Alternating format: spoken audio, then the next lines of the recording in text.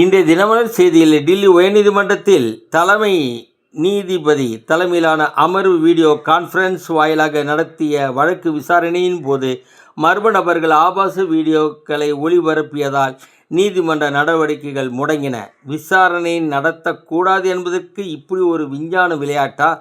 புழல் சிறையில் பட்டினி போராட்டம் நடத்தி வரும் அண்ணா பல்கலை பாலியல் ஆயுள் தண்டனை கைதி ஞானசேகரன் உயிருக்கு ஆபத்து இருப்பதாக அவரது தாய் தெரிவித்துள்ளார். பட்டினி போராட்டத்திலே உயிர் போனால் யாருக்கும் சந்தேகம் வராது என்பதால் இதுவும் ஒரு விஞ்ஞான விளையாட்டு. உத்தரப்பிரதேசம் மீரட்டு பிரயாக்ராஜ்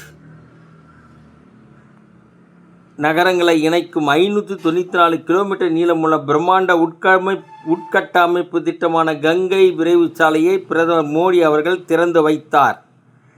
அந்தமான் நிக்கோபார் தீவில் மேற்கொள்ளப்படும் கிரேட்டர் நிக்கோபார் திட்டம் 81,000 கோடி ரூபாயில் இராணுவ பயன்பாட்டிற்கான பசுமை விமான நிலையம், மின் உற்பத்தி நிலையம் மற்றும் புதிய நகரமைப்பு ஆகியவற்றை மத்திய அரசு அமைக்கிறது. இந்த திட்டத்திற்கு ராகுல் எதிர்ப்பு. தேசிய பாதுகாப்பை மீண்டும் சீர்குலைக்க காங்கிரஸ் திட்டமா? வணக்கம்.